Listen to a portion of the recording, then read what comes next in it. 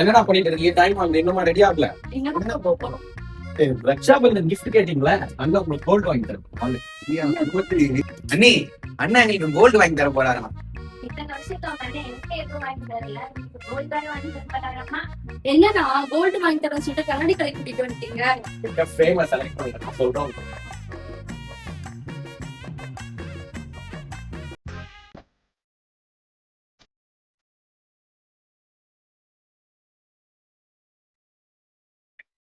என்னன்னா கோல்டுன்னு சொல்லிட்டு இதுல கோல்டு இருக்கு.